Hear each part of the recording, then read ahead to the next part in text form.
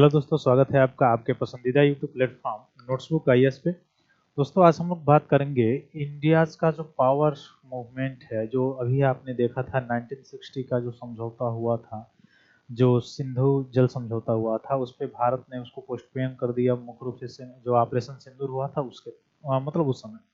उसके बाद से हम लोग देखें कि पंचनद जो थे, जिसमें आप देखे होंगे कि ब्यास है, चन्नाव है, झेलम है, रावी है, सतलुज है और सिंधु नदी है। इन सभी के आधार पे सारे चीज़ों को हम लोगों ने देखा कि 1960 में वर्ल्ड बैंक की जो अध्यक्षता में जो समझौता हुआ था, सिंधु जल समझौता, उसमें से सीजीआई यानी सीजीआई का मतलब चेनाब, झेलम और इंडस यानी सिंधु नदी, इसका 80% वाटर का जो कंज्यूम कर रहा था कौन? आपका पाकिस्तान। और शेष जो थे तीन, उनका जो है वो भारत जो है 80% क्या कर रहा था? कंज्यूम कर रहा था। जैसे रावी हो गया, सतलज हो गया, ब्यास हो गया, इनका। ठीक है। तो अभी भारत जो है उसकी गतिविधि को क्या कर दिया, जब से ऑपरेशन सिंदूर हुआ, हालांकि पहलगाम जो आतंकवादी हमला हुआ उसके बाद से भारत ने उसको पोस्टपोन कर दिया।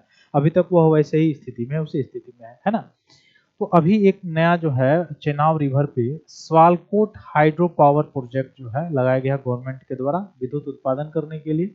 अब इससे क्या क्या होता है? हाइड्रो पावर या मुख्य रूप से लगाने से होता क्या है? एक तो नवीकरणीय ऊर्जा में जो है पॉजिटिव इंक्रीज देखने को मिलता है। साथ ही साथ आप देखेंगे आसपास के जो इलाके हैं उसमें से नहरों को निकालने के कारण सिंचाई की व्यवस्था सुलभ हो पाती है। तो ये सारी चीजें हैं। आइए हम लोग देखते हैं इसके बारे में। तो चेनाब रिवर जो है ये वेस्टर्न रिवर है। इंडस वाटर ट्रीटी 1960 का देखा जाए, जैसे अभी मैंने पहले बताया कि सीजेआई के बारे में, मतलब सीजीआई का मतलब चेनाब, झेलम और इंडस, ये तीन नदियां हैं जो मुख्य रूप से 80% जिनका जल का उपयोग जो है पाकिस्तान करता था, 20% जो है भारत करता था, सिंधु वाटर जो समझौता था उसके अंतर्गत। लेकिन भारत ने उसको क्या कर दिया? पोस्टपोन कर दिया। तो स्वालकोट हाइड्रो इलेक्ट्रिक प्रोजेक्ट जो है वह 1980 से ही वैसे ही पड़ा हुआ था टेबल में। अब जाके इसको मुख्य रूप से डिले होते होते होते अब जाके इसको जो है चालू कर दिया गया है। तो इसमें टेक्निकल फाइनेंशियल चैलेंज जो थे, इन्वायरमेंटल क्लियरेंस इशू था, भारत पाकिस्तान जो डिप्लोमेटिक टेंशन था, जिसके कारण से ये सारी चीजें जो है पोस्टपोन हो रही थी, यानी दिन पर दिन जो है इसका मुख्य रूप से डिले हो रहा था। लेकिन अब ये जाके यह क्लियर हो गया है। ठीक ना।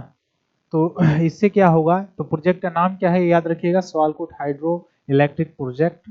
जो नदी है वो आपका चेनाब नदी है और लोकेशन जो है रियासी एंड उधमपुर डिस्ट्रिक्ट जम्मू कश्मीर का है। यहाँ पे मुख्य रूप से हाइड्रो पावर बनने वाला है।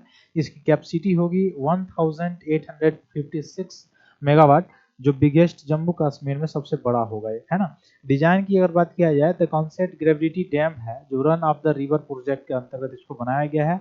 इसका कॉस्ट लगा है लगभग 22,000 से अधिक करोड़ जो है रुपये इसमें लगे हुए हैं।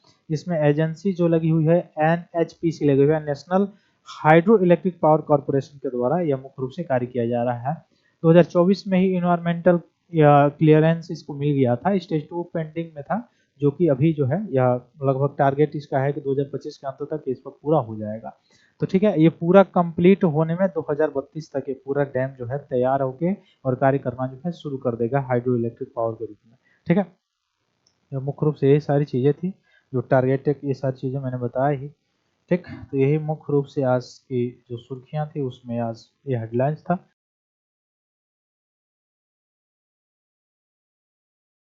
फिर मिलते हैं हम लोग अगली क्लास में अपने, तब तक के लिए बहुत बहुत धन्यवाद दोस्तों। जय हिंद।